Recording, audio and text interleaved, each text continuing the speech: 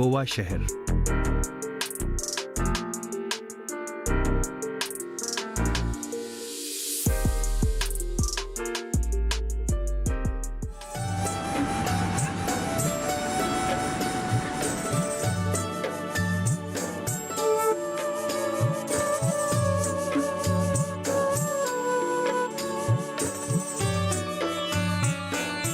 Peter और Nino ने एक बार फिर से जिंदगी की नई शुरुआत की।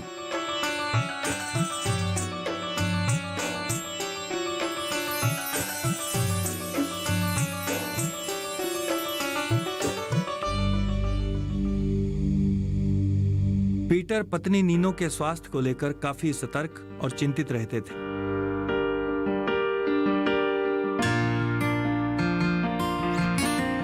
और ये सुनिश्चित करना चाहते थे कि नीनो को शुद्ध जल, शुद्ध वायु और पौष्टिक आहार मिले।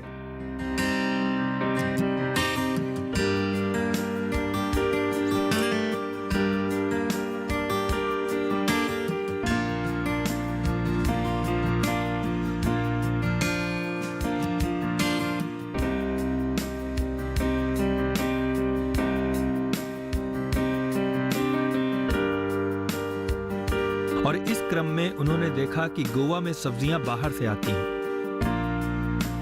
गोवा में सब्जियां उस समय बगल के राज्य कर्नाटक के बेलगांव से आती थी और बेलगांव से गोवा के बाजार और बाजार से घर तक पहुंचते पहुंचते सब्जियां ताजी नहीं रह पाती थी और ये पीटर सिंह को मंजूर नहीं था।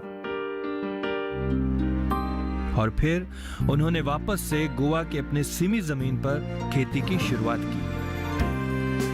उन्होंने अपने घर के छोटे से हिस्से में चारों तरफ तरह तरह के पौधे लगाए। घर के आगे, पीछे, घर के ऊपर, कमरे में, हर तरफ पौधे ही पौधे। इस तरह चारों तरफ पौधे लगाकर पीटर सिंह ने यह सुनिश्चित किया कि उनके घर और उनकी पत्नी को शुद्ध वायु, ऑक्सीजन मिलता रहे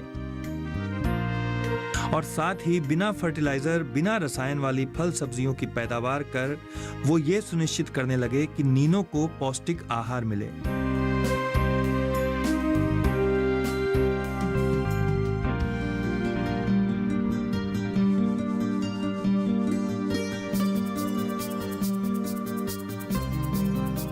पीटर सिंह का गोवा का घर 180 स्क्वायर मीटर का है और इस छोटी सी जगह पर उन्होंने 4000 पौधे लगाए हैं, जिसमें 18 प्रकार की सब्जियां, 15 प्रकार के फल और 5 प्रकार के मसालों के पौधे हैं।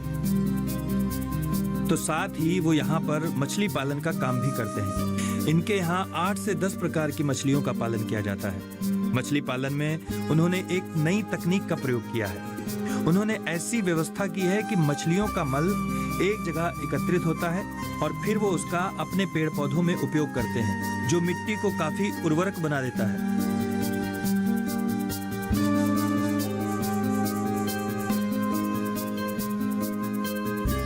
इस तरह पत्नी और घर के स्वास्थ्य को ध्यान में रखकर शुरू किया गया पीटर का ये अभियान अब सफलता का रूप ले चुका है।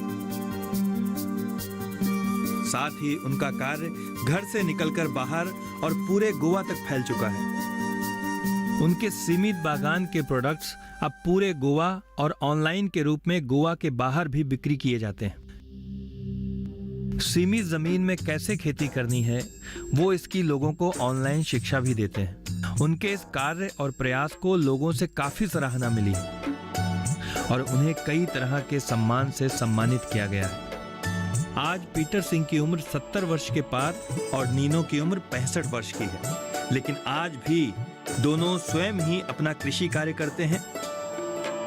उनके शब्दकोश में रिटायरमेंट जैसा शब्द नहीं है। दोनों आज एक सफल किसान हैं और उन लोगों के लिए प्रेरणा स्रोत हैं जो ऐसा सोचते हैं कि 60 वर्ष के बाद जीवन में कुछ नहीं रह जाता, या फिर शहर के ऐसे लोग जिनके पास सीमित जमीन होती है और वो सोचते हैं कि सीमित जमीन पर खेती नहीं हो सकती है। ऐसे लोगों के लिए पीटर और नीनो प्रेरणा है, आदर्श है।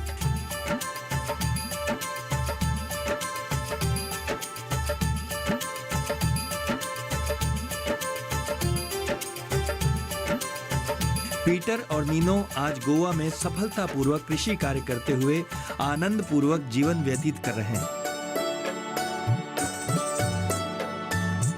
दोनों को जिंदगी से प्यार है और जिंदगी भी उन्हें उतना ही प्यार करती है।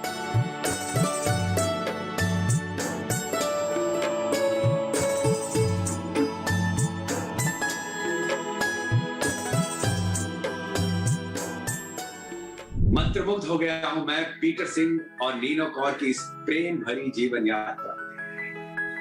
कैसे इन्होंने नामुमकिन से दिखने वाले कार्य को मुमकिन कर दिखाया, जानेंगे खुद इन्हीं से, लेकिन एक छोटे से ब्रेक के बाद। जब पीटर सिंह जी ने आपको बताया कि वो खेती करना चाहते हैं, तो आपने उनके इस निर्णय में उनका कैसे साथ दिया? जब किसी से शादी की है, जहां वो जाएंगे मैं तो वहां जाने को तैयार हूं। तो इसमें मैंने कभी एक बार भी नहीं सोचा। हम इकट्ठे हैं, हमने इकट्ठे रहना है और जहां भी जाएंगे इकट्ठे ही जाएंगे, तो इसमें कोई सवाल ही नहीं है कि हम और कुछ सोचें। छू लो आसमान।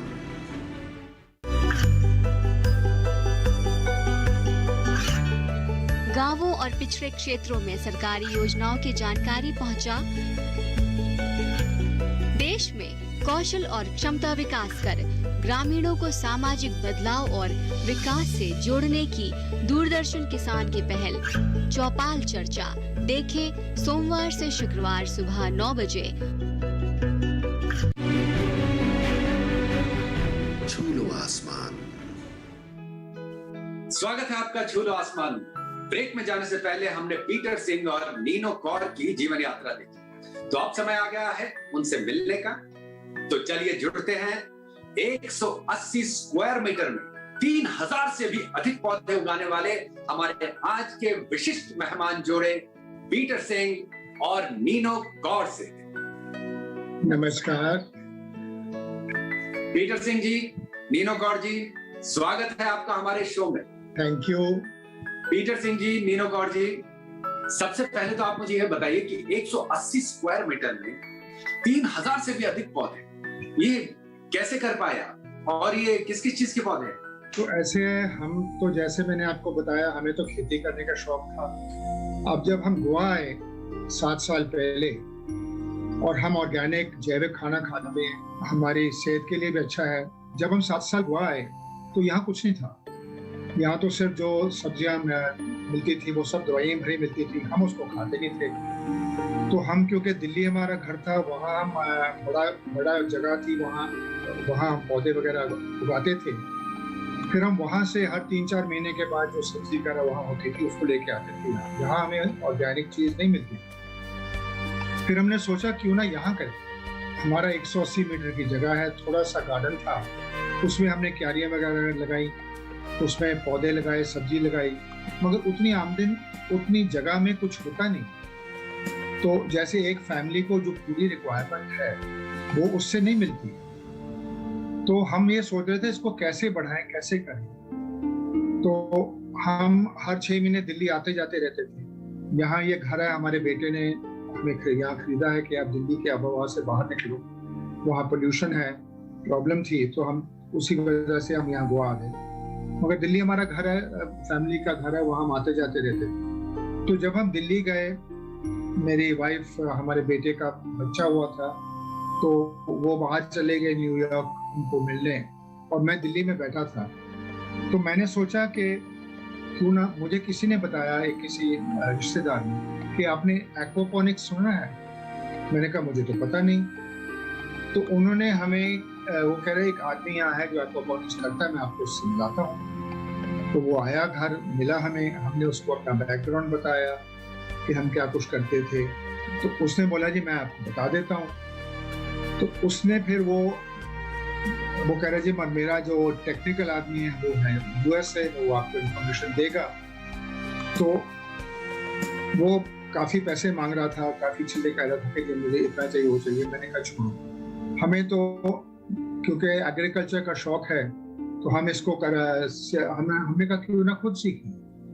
तो मैंने बैठ के सारी इसकी रिसर्च की, पढ़ा, पेपर्स डाउनलोड किए इंटरनेट से, बाहर की यूनिवर्सिटी से। FAO ने इसके ऊपर काफ़ी लिटरेचर डाला है। क्योंकि ये नई चीज थी, ये नई किस्म की खेती और ये खेती का फ्यूचर है। अगर हमने खेती करनी है तो इसी तरीके से हो सकती है। दिल्ली में हमने पहले शुरू किया, वहां तो हमारे पास बड़ी जगह थी, थोड़ा हमने ट्रायल टेस्ट लगाया वहां। फिर हम गोवा आए, तो गोवा हमने कहा हमारे पास थोड़ी सी जगह, देखो ट्राई करते हैं। तो हमने छोटा सा एक 3000 लीटर का मच्छी का टैंक बना दिया और वहां से पौधे दे, क्योंकि अब कैसे पौधे उगाते हैं, वर्टिकल स्पेस। देखिए नॉर्मल खेती सिर्फ होती है क्यारियों में या जमीन में, तो उसमें उतने ही पौधे हो सकते हैं। अगर हम जो ऊपर वाली वर्टिकल स्पेस को इस्तेमाल, जैसे हमारे पास जगह है, अगर 10 फुट बाय 10 फुट की जगह है, मगर 10 फुट हमें ऊंची उसकी हाइट भी मिल जाती है, ऊंचाई भी मिलती है, उसको हम वेस्ट करते हैं। पौधे तो हम नीचे लगा देते हैं, वो जितनी जगह में रुकेंगे उतनी जगह में रुकेंगे। तो इस सिस्टम में, एक्वापॉनिक्स में सिस्टम ये है कि हम बड़े पाइपों में, बड़ी चीजों में खड़े करके पौधे लगा सकते हैं। वो हमने आपको अपना दिखाया भी है ग्रीन हाउस पे कैसे है। तो इसमें 2-3 किस्म की चीजें होती हैं। अब आप कहेंगे 3000 पौधा कैसे लगाया? हमने एक वो हॉरिजॉन्टल पाइप होते हैं जो ऐसे 1-1 फुट पर 1-1 फुट पर रख देते हैं, लंबे ऐसे, उनमें सुराख किया जाता है और उनमें पौधे लग जाते हैं। तो 6 फुट ऊंचा और 10 फुट चौड़ा में 500 पौधे हो सकते हैं। ऐसे ही एक वर्टिकल टावर सिस्टम है, पूरा पाइप खड़ा करके उसमें सुराख साइड में करके उसमें पौधे लगाए जाते हैं और ऊपर से पानी आता है। तो एक 6 फुट ऊंचे पाइप में, 4 इंच के पाइप में 22 पौधे लग जाते हैं। तो इसका मतलब है हमने सिर्फ ये स्पेस नहीं यूज की कि जो 10 फुट बाय 10 फुट की जगह नहीं यूज की, हमने जो ऊपर वाली 10 फुट जगह है वो भी इस्तेमाल। तो उससे नेचुरली अगर हम नीचे 100 पौधा लगा सकते हैं। अब देखिए एक पाइप अगर 6 फुट ऊंचा है, 4 इंची का, उसमें 20 पौधे लग गए। अब वो 10 फुट में अगर हम 10 पाइप को खड़े करते हैं तो 200 पौधा होंगे। ये और आपस में अगर उनको 2-2 फुट पर हम फासले रख के लाइनें लगा दें पाइपों की, तो हमारा 2000 पौधा हो गया अगर हमारी 10 लाइनें लगी। तो इस सिस्टम की वजह से हम पौधे को बढ़ा सकते हैं। और जहां भी जगह है, जहां भी कोई भी चीज है, जहां भी छोटा सा कोना मिलता है, कुछ भी करते हैं, वहां पौधे लगते हैं। और फिर इनको लाइट चाहिए, या तो बाहर की लाइट आ सकती है अगर नेचुरल नहीं है, ग्रो लाइट्स मिलती हैं जो एग्रीकल्चर के लिए इस्तेमाल होती हैं, जो अंदर बंद कमरों में भी आप लगा सकते हैं, पौधे कर सकते हैं। वो लाइटें मिलती हैं, कंपनियां बनाती हैं, उसको हम लगा देते हैं, वो पूरी लाइट देती हैं। तो पौधे लगाने के लिए हमें जमीन नहीं चाहिए, हमें चाहे बालकनी हो, चाहे हमारे कमरे का साइड का रूम है, चाहे कहीं भी है, हम वहाँ पौधे लगा सकते हैं। इसी तरीके से हमने 3000 पौधे अपने लगाए हैं। नीनो जी, जब पीटर सिंह जी ने आपको बताया कि वो खेती करना चाहते हैं, तो आपने उनके इस निर्णय में उनका कैसे साथ दिया? नहीं, पर हमने जब ये बात करनी शुरू की तो मैंने तो कभी सोचा ही नहीं। जब किसी से शादी की है, जहां वो जाएंगे मैं तो वहां जाने को तैयार हूँ। तो इसमें मैंने कभी एक बार भी नहीं सोचा। हमने सोचा था ये यूनिवर्सिटी में प्रोफेसर बनेंगे, मैं आगे और पढ़ाई करूंगी और मैं भी कोई करियर लूंगी। पर जब हमने दोनों ने डिसाइड किया कि हमने फार्म पे जाना है, तो मैंने तो उसी वक्त हमने प्लान बनाया कि चलो वहां चलते हैं वापस। हम इकट्ठे हैं, हमने इकट्ठे रहना है और जहां भी जाएंगे इकट्ठे ही जाएंगे। तो इसमें कोई सवाल ही नहीं है कि हम और कुछ सोचें। मैंने तो और कुछ नहीं सोचा। पीटर सिंह जी, नीनो जी का साथ तो आपको मिल गया, लेकिन फिर जब आप दोनों ने खेती करने का निर्णय किया तो आपके फैमिली वाले, आप दोनों के फैमिली वाले इसके पक्ष में नहीं, तो उन्हें आपने कैसे मनाया? तो जब हमने फैसला किया कि दिल्ली छोड़ के वहां चले जाओ, घर भी हमने बना लिया था और मैं पीएचडी भी अपनी कर रहा था।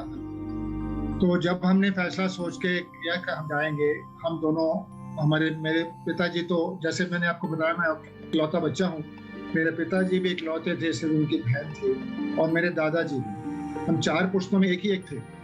तो उन्होंने तो सब कुछ, मेरे फादर ने बोला कि तुम जो भी, जितना भी पढ़ना चाहते हो, जो भी करना चाहते हो वो करो और मैं तुम्हें सपोर्ट करूँगा। तो मुझे मैथमेटिक्स का शौक था, मुझे बाहर भी एडमिशन मिली थी मैथमेटिक्स करने की, मगर मैं दिल्ली में ही रहा क्योंकि मेरे पेरेंट्स थे, मैंने सोचा यहीं करनी। तो जब हमने फैसला किया वापस जाने का, जाके बात की, तो मेरे फादर तो बहुत अपसेट थे बहुत गुस्से। वो कहे ये क्या फायदा है, मैंने तुम्हें सबसे अच्छे स्कूल में भेजा, सबसे अच्छे कॉलेज में भेजा, तो अब वो पढ़ाई को मिट्टी में मिला रहे हो, यहाँ आके क्या करोगे? तो फिर नहीं जाते। इतना क्यों खर्चा किया, इतना क्यों टाइम वेस्ट किया अपना और मेरा, और मैंने इतना और ऐसे है कि खेती होती थी मगर खेती में इतना पैसा नहीं होता था। तो उन्होंने बड़े जितना भी कोशिश की, मुझे पूरी पढ़ाई की, जो भी मुझे चाहिए था वो देते रहते थे, और आसानी नहीं थी उनके लिए। तो उनको तो बहुत दुख था कि मैंने इतनी मेहनत करके इसको पढ़ाया, अब ये वो कह रहे तो मिट्टी में मिलाओगे सब। और मेरे पिताजी जिन्होंने अपनी बेटी को मैथमेटिक्स के जो प्रोफेसर बनेंगे उसके साथ शादी की, कि पीछे चलो इनकी जमीन जायदाद है, पुराने रईस सरदार हैं, पर आगे तो ये मैथमेटिक्स के प्रोफेसर बनेंगे। और उन्होंने कहा ये तो अब जाके खेती करेगा, तो मेरी क्या स्टैंडिंग होगी सोसाइटी में कि ये मैं क्या बोलूंगा लोगों को। तो हमारे दोनों माँ बाप इस बात पे बिल्कुल सहमत नहीं थे और बहुत अपसेट हुए। पर हम दोनों ने तो जब सोच ही लिया था तो ये तो जब हम वापस फिर मानना पड़ा। मेरे फादर हमारे पंजाब में पुरानी जमीन थी, पुश्तों की थी, तो मेरे फादर ने वहाँ घर बनाया था बाहर फार्म में, और छोटा सा घर था, तीन कमरे थे हर एक का, और एक छोटा बेडरूम हमारे के लिए था। तो अब जब वहाँ पहुँच गए तो वो तो मेरे साथ 1-2 साल तो मेरे साथ बहुत ही गुस्से रहे। फिर मैंने उनको बोला, मैं देखो जी, गांव में हमें जरूरी है, देखो हम पढ़े हैं, हमें एजुकेशन मिला है और हमारे पास सब कुछ है, ठीक है, मैं आराम से जाके नौकरी कर सकता हूँ, कल मैं कोई सरपंच फॉर्मर क्या करूंगा मैं। यहाँ गांव में जरूरी है कि हम खेती को बदलें, ये जो खेती के तरीके हैं इनको बदलें, नई चीजें सीखें और इसको हम आगे बढ़ाएं। फिर भी क्योंकि मैं तो उनको मेरे से बहुत प्यार था और मेरे दादाजी दादी से थे, तो करें ठीक है भाई। हमने अक्सर लोगों को गांव में खेती करते हुए देखा है, सुना है, लेकिन आपने तो शहर में ही खेती कर डाली। तो ये कैसे किया आपने, इसकी प्लानिंग कैसे की? ऐसे है, पहले तो हम अपने फार्म पे होते थे। अब बात है हमारा बेटा है, वो पढ़ के वो बाहर चला गया अमेरिका, और वो भी मैथमेटिक्स और कंप्यूटर पढ़ रहा था। उसको स्कॉलरशिप मिली। वो कह रहे मैंने तो अमेरिका जाना। मैंने कहा भैया मेरे पास तो पैसे नहीं है, यहीं चले जाओ फिर स्टीफेंस, यहाँ तो मैं दे सकता हूँ। तो वो कह रहे नहीं मैंने तो अमेरिका जाना है। तो उसको तो फिर उसने वो एंटर किया जो सैट का एग्जाम, और उसको फुल स्कॉलरशिप हार्वर्ड और MIT ने दी, जिसमें टोटल पैसा उन्होंने दिया। तो वो अंडर ग्रेजुएट स्कूल के बाद दोनों बच्चे हम दिल्ली शिफ्ट कर गए थे बाद में, क्योंकि ऐसे है कि जब बच्चे हुए तो पहले 5 साल में हमारे बच्चे तो गांव में वहाँ फार्म पे पले और खुली जगह थी, हम उनको वहाँ पढ़ाते थे, हमने किसी स्कूल में नहीं डाला। तो फिर जब उनको स्कूल डालने का टाइम था हम दिल्ली आ गए, और दिल्ली हमने फिर छोटी सी जगह थी वहाँ की ग्रेटर क्लास में, बाद में हमने फिर सैनिक फार्म में घर लिया और बच्चे दिल्ली मॉडर्न स्कूल में पढ़ रहे थे। तो वहाँ फिर क्योंकि हमें तो आदत है ऑर्गेनिक खाने की, उस टाइम तो फार्म भी था, तो मैं फार्म पे जाता था, मधुमक्खी माँ होती थी, वहां से बनाती चीजें लाता था। बाद में जब हमारा बेटा बाहर चला गया, मैंने अपने पिताजी को बोला कि जी देखो ये फार्म तो किसी ने नहीं संभालना, एक हमारी बेटी है, एक हमारा बेटा है। तो मैंने कहा मैं ही वहाँ अकेला बैठा हूँ, आप तो सारे दिल्ली में बैठे हैं। तो वहाँ हमने फैमिली घर बना लिया था, तो इसको बेच दें। तो वो मेरे से बहुत गुस्से थे कि जी देखो पुश्तों की जमीन है, आप इसको बेचेंगे। मैंने कहा इसको संभालेगा कौन, वो तो बाहर चला गया, उसने तो वापस नहीं आना है, बेटी की शादी होनी उसने चली जाना है, तो इसको बेचें, हम दिल्ली के पास कोई जगह ले लेते हैं, यहाँ अब तो यही रह रहे हैं सब, मेरे दादी जी दादाजी पिताजी सारे। तो फिर हमने वो करके फिर हमने वो कंपनी शुरू कर दी, तो पंजाब में काम किया, और बाद में बड़ी बड़ी कंपनियां आ गई, डाबर वगैरह, उसको हम कम्पीट नहीं कर पाए, तो हमारा वो बिजनेस बंद हो गया। और हमने फिर दिल्ली में सोचा कि हम तो ऑर्गेनिक खाने की आदत है, वहाँ थोड़ा लगाएंगे। तो वहाँ जब हमने वहाँ तो हमारे पास बड़ा 800 गज का प्लॉट था, पूरा गार्डन भी था, वहाँ हमने लगाया, मगर उतना पैदा नहीं होता। तो तभी हमने ये सोचा कि अब गांव के जमीन तो चली गई, उसको हमने बेच दिया, मगर हमें तो ये चीजें खाने की आदत है, बाहर से क्यों लें, क्यों नहीं हम शहर में ये कर सकते हैं। तो शहर में करने की, जैसे मैंने आपको बताया, लिमिटेशन है क्योंकि जगह थोड़ी होती है, उसको कैसे करें। तो हमने वर्टिकल फार्मिंग कई चीजें ट्राई की, गमले में रख दो, क्या और वो चीज नहीं बनती। तो फिर जैसे मैंने आपको बताया मुझे एक्वापॉनिक्स तो ये तरीका हमने सोचा कि शहर में करें। और अभी हम कह रहे हैं लोगों को कि आप एक कम्युनिटी ग्रीन हाउस देखिए, शहर में पार्क्स होते हैं, शहर में जगह होती है, वहाँ उस जगह में अगर आप कम्युनिटी ग्रीन हाउस बनाओ और वहाँ सारी सब्जियां लगाओ तो जितने भी साथ वाले लोग हैं वो सब खा सकते हैं। अब हमने दिल्ली में क्या किया, अभी जो हमारा तो यहाँ मेनली गोवा में रहते हैं, तो दिल्ली में हमने सारे को कन्वर्ट कर दिया है वो ग्रीन हाउस। तो घर के साथ ग्रीन हाउस है, जो हवा है वो उसके अंदर से साफ होके घर में आती है, तो पोल्यूशन खत्म। अपनी छोटी सी जगह पर सब्जी फल फूल उपजाकर पीटर सिंह और नीनो कौर ने यह साबित कर दिया कि अगर कुछ करने की ठान ली जाए तो हिम्मत और दृढ़ निश्चय के साथ कुछ भी किया जा सकता है। और साथ में इनकी प्रेम की शक्ति तो थी। अभी इनसे और भी बहुत सारी बातें करेंगे, लेकिन एक छोटे से ब्रेक के बाद। इतनी कम जगह पर सब्जियां फल फूल उगाने के बावजूद आप मछली पालन भी करते हैं, तो ये कैसे कर पाते हैं आप? मच्छी को ये कॉन्सेप्ट है कि जी बड़े बड़े आपको तालाब चाहिए, मगर ये है कि जो एक्वापॉनिक्स है उसका सिस्टम ये सीधा सा है कि 1000 लीटर में आप 20 किलो मच्छी पैदा कर सकते हैं। छू लो आसमान। ये कामयाबी है अन्नदाता की। ये कहानी है खेत और खलिहानों की। कैसे करें अपने पशुओं की देखभाल, जानिए गांव-गांव के किसानों का हाल। देखिए गांव किसान, सोमवार से शुक्रवार दोपहर 12 बजे सिर्फ डीडी किसान पर। छू लो आसमान। स्वागत है आपका छू लो आसमान में। हमारे साथ हैं पीटर सिंह और नीनो कौर। पहले दिल्ली और फिर गोवा जाकर खेती करने का निर्णय करना वाकई आसान नहीं, लेकिन वो कहते हैं ना कि जहां प्रेम है वहीं जीवन है।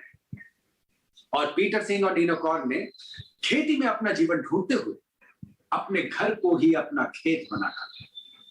आइए इनसे और भी बातें करते हैं। आपने दिल्ली और गोवा दोनों जगह खेती की, तो किस जगह आपको ज्यादा मुश्किलें आई? जब हम दिल्ली से गोवा आए, जैसे आपको बताया कि हमें तो ऑर्गेनिक जैविक खाने की आदत थी, यहाँ उस टाइम कुछ नहीं था। तो हम पहले तो खाना जो हमारा, क्योंकि दिल्ली हम वहाँ बड़ी जगह थी, वहाँ सब्जियां वगैरह लगाते थे। 1-2 ऑर्गेनिक फार्म थे दिल्ली के पास जिसमें से हम खरीदते थे चीजें, तो वहाँ से ले आते थे। अब ऐसे है कि दिल्ली में तो आसान था क्योंकि हमारे पास बड़ी जगह थी, उसमें हम कर सकते थे सब कुछ। गोवा में काफी मुश्किल था क्योंकि हमारे पास जगह थोड़ी थी। मैं पहले सोच रहा था हम बड़ा घर लें जिसमें अच्छा गार्डन हो, वहाँ हम पौधे लगा सकते हैं। तो मेरा बेटा कहता कि आपने क्या करना है इतना बड़ा घर, आप 3 ही तो हो, 2 आप हो, एक मेरे माता जी थे, बड़ा घर लेके क्या करोगे और कैसे संभालोगे? तो उसकी राय अच्छी थी, तो हमने छोटा सा, वैसे तो पूरा घर है, फ्लैट में तो हम कभी रहे नहीं। हमें तो आदत है जगह मेरे घर में रहने की, जहाँ कुछ थोड़ा बहुत चाहे 10 फुट का गार्डन हो, गार्डन तो वो कुछ कर पाए। तो यहाँ बहुत मुश्किल थी क्योंकि हमारे पास सिर्फ 10 फुट की ये 180 मीटर का घर है और इसका 10 फुट का घर के बाहर एक जगह है, छोटे से गार्डन। इसमें जगह तो थी नहीं, तो हमने फिर सोचा कैसे करें। तो जब हमने एक्वापॉनिक्स, जैसे पहले तो हम ऐसे थोड़ी बहुत सब्जी लगाते थे, उसके बाद नहीं बनती थी। जब हमने एक्वापॉनिक्स देखा, फिर हमने सोचा ऐसे करें कि मच्छी के टैंक हम ग्राउंड फ्लोर पर बनाएं और ऊपर जो छत है उसके पीछे हमारे पास जगह थी कि वो स्लोपिंग रूफ था, उस छत को हम ग्रीन हाउस बनाएं। तो हमने ये सोचा और ये काफी मुश्किल था। तो इसको करना और इसको कामयाब करना, पहले कई चीजें हमारी फेल हो गई, पहले मच्छियां मर गई, पौधे मर गए क्योंकि वो सिस्टम नहीं थे। एक और बात है, दिल्ली का जो मौसम है वो गोवा से अलग है। तो हमें इसकी आदत नहीं थी, क्योंकि दिल्ली में गर्मी की सब्जी अलग होती है, सर्दी की सब्जी अलग होती है। गोवा में मौसम सारा साल ऑलमोस्ट एक जैसा ही रहता है, तो हमें 2 साल तो लगे कि यहाँ पर कैसे सब्जी उगती है, कौन सी सब्जी उगती है और कौन सी सब्जी कामयाब होती है। तो उसको यूज टू होने में हमें नहीं, कुछ एक और time भी लगा। प्रॉब्लम है। दिल्ली में तो बारिश थोड़ी देर होती है, यहाँ जून से लेके सितंबर तक बारिश होती है और और फिर बहुत जोर से बारिश होती है, तो जो भी आप बाहर लगाते हो वो सब निकल जाएगा। नहीं, और एक और बात होती है, चाहे यहाँ मट्टी अच्छी है, आप खाद डालो, 4 महीने की बारिश के बाद वो खाद तो सारी बह जाती है, फिर वो जो मट्टी है वो तो बिल्कुल सख्त हो जाती है, उसको फिर नई खाद डालनी पड़ती है। तो यहाँ पर बाहर खेती करनी मुश्किल है।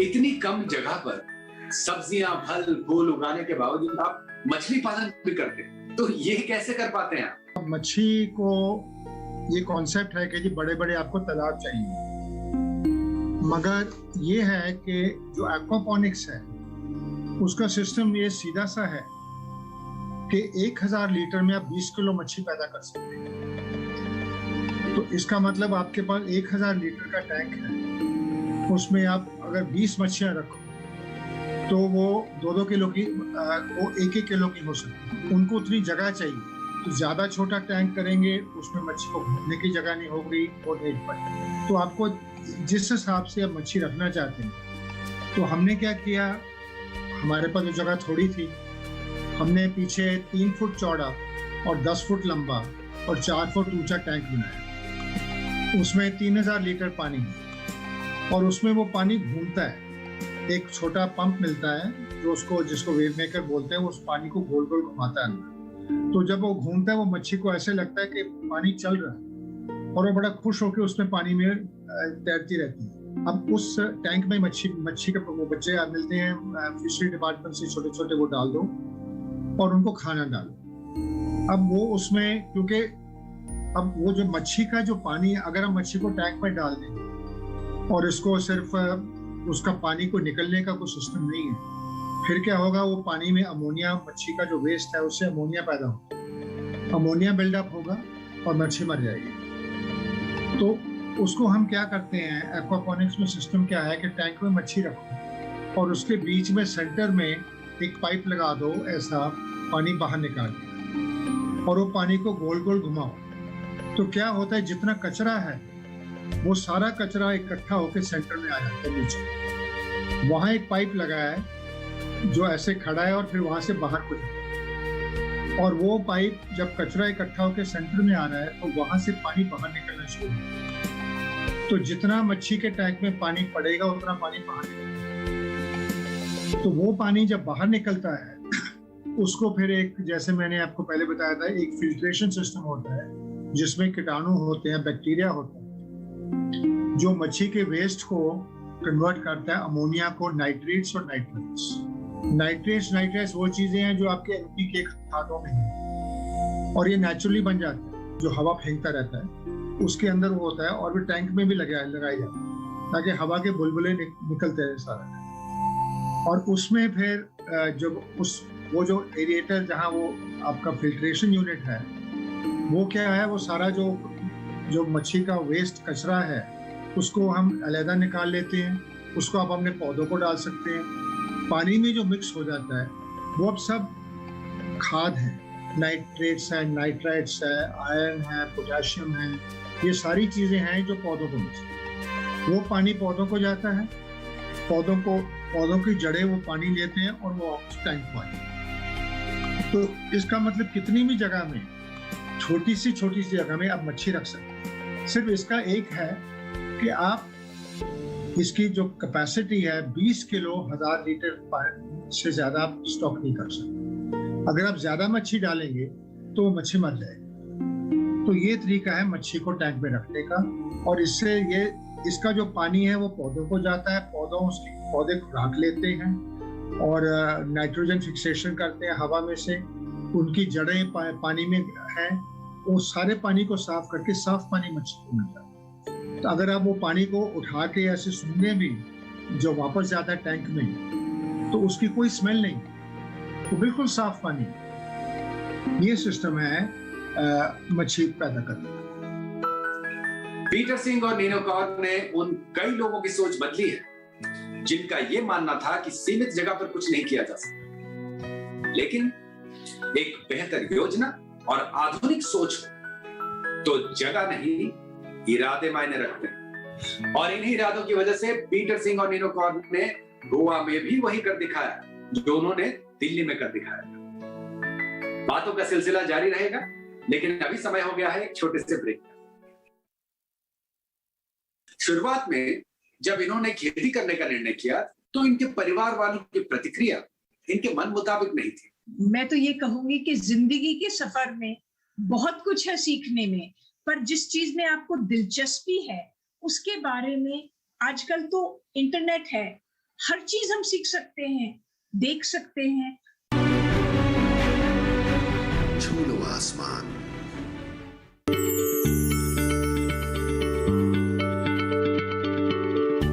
क्या आप किसी बीमारी से परेशान हैं? चाहते हैं डॉक्टर की सलाह? तो हम हैं आपके साथ, बताएंगे आपको जीने की राह। समस्याएं आपकी, समाधान देश के मशहूर विशेषज्ञों के। घर बैठे बात करें देश के जाने माने डॉक्टरों से। हमारे लाइव प्रोग्राम स्वस्थ किसान में हर शनिवार शाम 6 बजे से 7 बजे तक। छू लो आसमान।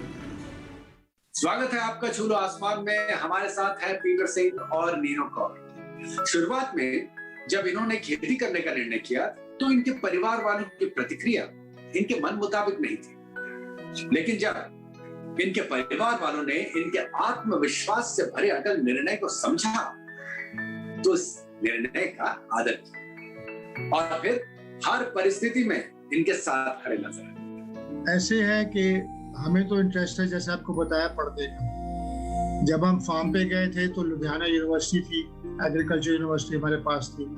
हमारा फार्म उससे 20 किलोमीटर था। तो वहाँ जाके हम जितने भी साइंटिस्ट हैं उनसे बड़ा इंटरेस्ट लेते रहे, उनसे सीखते रहे। लाइब्रेरी से किताबें पढ़ते थे, वहाँ से लेके आते थे, सीखते थे, आगे करते थे। इंटरनेशनल जो मधुमक्खी पालन के एसोसिएशन है उनमें हमने बड़े लोगों को कांटेक्ट किया, कॉन्फ्रेंस थे। जर्मनी में हमारे दोस्त थे, वो बी कीपिंग करते थे, उनसे हम बहुत कुछ सीखे। फिर उन्होंने हमें बुलाया कि आप आइए यहाँ, मैं आपको लेके जाता हूँ जहाँ एक बी कीपर है, उनके साथ आप सीखिए और क्या चीज़ें पैदा हो सकती हैं। तो उन्होंने मुझे बुलाया, वहाँ जर्मनी से मुझे फ्रांस लेके गए, उनके साथ हम रहे हफ्ता 10 दिन।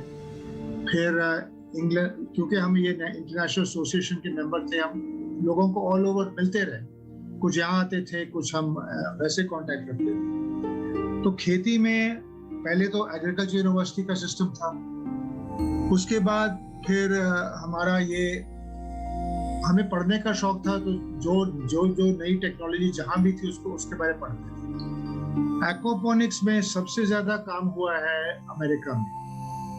एक प्रोफेसर कॉस्ट्री हैं, उन्होंने ओरिजिनल एक्वापोनिक्स पर बहुत काम किया और उनकी कई लिटरेचर उनके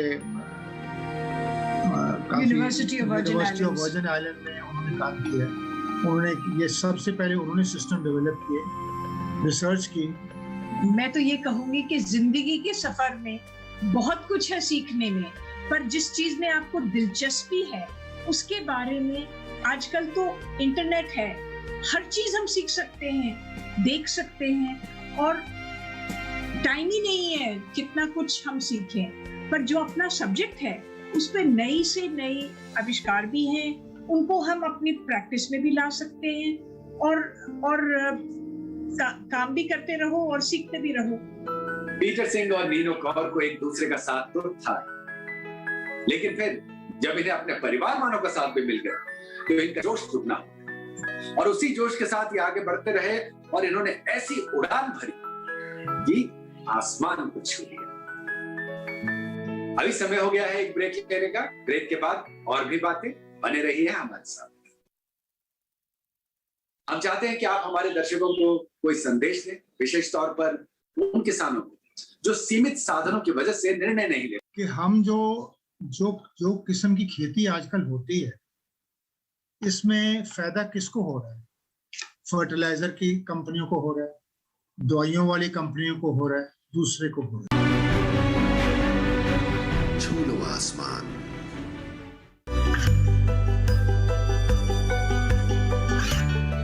गांवों और पिछड़े क्षेत्रों में सरकारी योजनाओं की जानकारी पहुंचा। देश में कौशल और क्षमता विकास कर ग्रामीणों को सामाजिक बदलाव और विकास से जोड़ने की दूरदर्शन किसान की पहल चौपाल चर्चा देखें सोमवार से शुक्रवार सुबह 9 बजे। छू लो आसमान।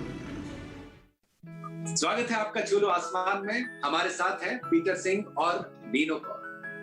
हमने देखा कि किस तरह से पीटर सिंह और नीनो कौर ने एक दूसरे के साथ और दृढ़ निश्चय की वजह से न सिर्फ दिल्ली में बल्कि गोवा जाकर भी सफलतापूर्वक सब्जियां, फल और पौधे उपजाए और यह साबित कर दिया कि अगर कुछ करने की चाह हो तो कोई भी रुकावट आपको रोक नहीं सकती। मैं पीटर सिंह और नीनो कौर को बहुत बहुत धन्यवाद देना चाहता हूं कि उन्होंने हमारे लिए समय निकाला, हमसे बातचीत की। हम चाहते हैं कि आप हमारे दर्शकों को कोई संदेश दें, विशेष तौर पर उन किसानों को जो सीमित साधनों की वजह से निर्णय नहीं ले पाते। देखिए, सबसे ज्यादा मेरा ये मैसेज है कि हम जो किस्म की खेती आजकल होती है, इसमें फायदा किसको हो रहा है? फर्टिलाइजर की कंपनियों को हो रहा है, दवाइयों वाली कंपनियों को हो रहा है, दूसरे को हो रहा है। वो आपको चीजें बेच रहे हैं, आपको बता रहे हैं जी ज्यादा पैदा करो और ये इस चीज से ज्यादा पैदा हो सकता। उसमें क्या है, हमारी मधुमक्खियां मर रही, हम दवाइयां खा रहे हैं और ये तो हमें इस चीज से हटना पड़ेगा। अब अगर आप यहाँ आप इंडिया को देखें, सबसे ज्यादा जो ग्रेन प्रोडक्शन है, जो मतलब चावल और गेहूं इंडिया में हो रहा है। इंडिया सबसे बड़ा एक्सपोर्टर है, मगर हमारे लोग आधे भूखे मर रहे हैं। आप जो चीजें पैदा कर रहे हैं और आप सोच रहे हो मुझे पैसा मिल रहा है, वो पैसे का किसी को फायदा नहीं है। आपकी फसल एक मर गई, आपने इतनी खाद डाली, इतनी दवाइयां डाली, आप उसका पैसा नहीं वापस करते हो, आप कर्जा लेते हो। तो मेरा तो ये है किसानों को, आप अपना तरीका बदलिए, आप नए तरीके सीखिए और सिंपल काम करिए, सिंपल खेती करिए। वापस जाइए जो आपके बाप दादा करते थे, वहां जाइए वापस। वो जो नए सिस्टम में मत जाइए, ये कुछ नहीं फायदा करेगा। अपने वातावरण और प्रकृति का आदर करिए और अपनी बॉडी का आदर करिए, सबसे जरूरी। और जमीन का जो धरती है, जिस धरती को आप बर्बाद कर रहे हो, आपकी अगली पुश्तें क्या करेंगी, कहां से खाएंगे? अब समय आ गया है पीटर सिंह, नीनो कौर और आप सब से विदा लेने का। छू लो आसमान के आगे की कड़ी हम और भी ऐसे मजबूत इरादों वाले किसानों से मिलेंगे जिन्होंने कृषि जगत में सितारा बनकर आसमान को छुआ है। तब तक के लिए आप लोगों से विदा लेता हूं, इस उम्मीद के साथ कि आपका और हमारे देश का कृषि भविष्य उज्जवल रहे। आप स्वस्थ रहें, सुरक्षित रहें, मास्क जरूर पहने, 2 गज की दूरी बनाकर रखें और अपना समय आने पर वैक्सीन जरूर लें। नमस्कार। अब समय आ गया है पीटर सिंह, नीनो कौर और आप सब से विदा लेने का। छू लो आसमान के आगे की कड़ी हम और भी ऐसे मजबूत इरादों वाले किसानों से मिलेंगे जिन्होंने कृषि जगत में सितारा बनकर आसमान को छुआ है। तब तक के लिए आप लोगों से विदा लेता हूं, इस उम्मीद के साथ कि आपका और हमारे देश का कृषि भविष्य उज्जवल रहे। आप स्वस्थ रहें, सुरक्षित रहें, मास्क जरूर पहने, 2 गज की दूरी बनाकर रखें और अपना समय आने पर वैक्सीन जरूर लें। नमस्कार।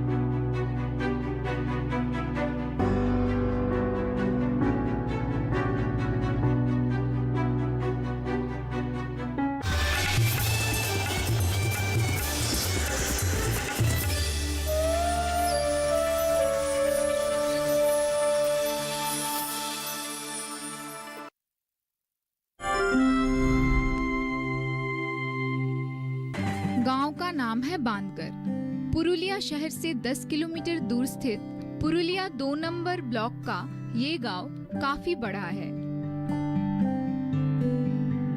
आदिवासी और अल्पसंख्यक जाति के लोग यहाँ एकजुट होकर खुशी से रहते हैं। गांव की सीमा को पार कर दूर विस्तृत है मैदान। बीच बीच में फसलों के खेत दिखते हैं। गांव के अंदर एक मकान हमारे नजर में जरूर आएगी। सफेद साफ दीवार पर कुशल हाथों से बना अल्पना। लक्ष्मी कर्मकार का मकान है ये। बांधकर गांव के सभी लोग उसे मानते और चाहते हैं।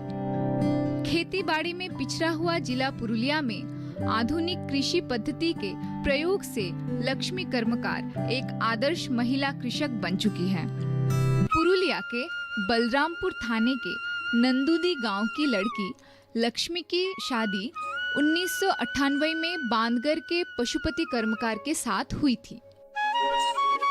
शादी के बाद वो नर्सिंग प्रशिक्षण लेकर एक नर्सिंग होम में काम भी करती थी, लेकिन एक समय के बाद नौकरी छोड़ वो अपने पति के साथ खेतीबाड़ी के काम में लग गई।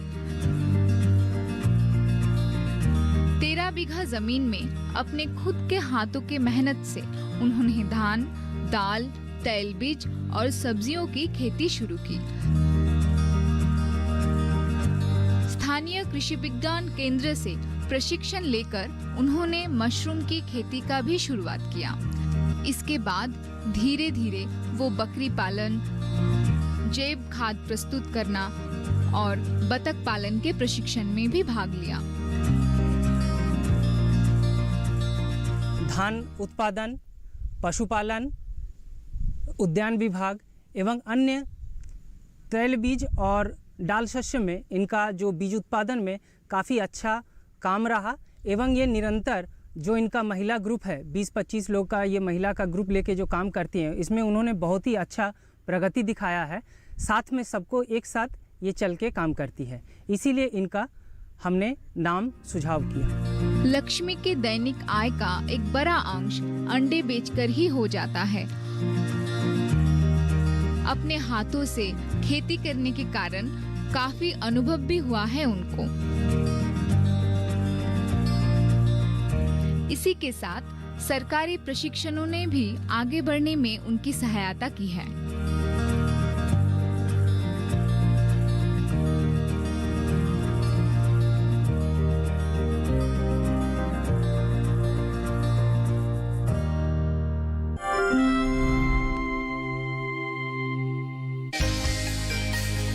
विकास के लिए जरूरी होता है बदलाव। बदलाव जो हमें जोड़ता है वर्तमान से, हमारी जरूरतों से। आज बात बदलाव की एक नई फसल की, साथ ही बात एक पारंपरिक सब्जी की। देखना ना भूलें हर रविवार सुबह 9:30 बजे सिर्फ डीडी किसान पर।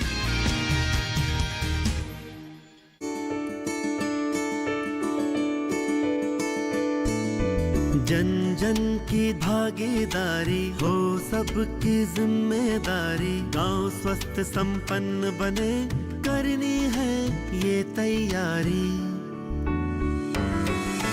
नया दौर, नया दौर, नया दौर, नया दौर।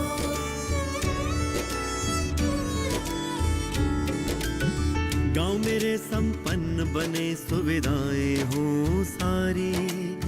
आत्मनिर्भर गांव बने, यही कोशिश है हमारी। रात अब है बीत गई, आई है नई भोर। नया दौर, नया दौर, नया दौर, नया दौर। देखिए नया दौर हर सोमवार दोपहर 4:30 बजे सिर्फ डीडी किसान पर।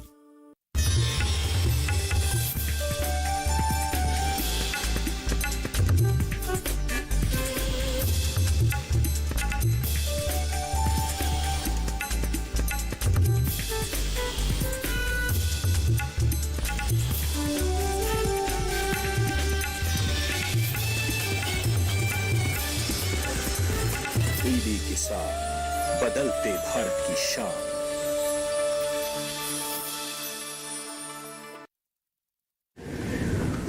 आएगा? अभी आएगा। अरे बोलो ना माँ, कब आएगा? बोला ना, अभी आ जाएगा। ये ले, आ गया कुआं। अरे कुआं नहीं माँ, हमारे घर नल से जल का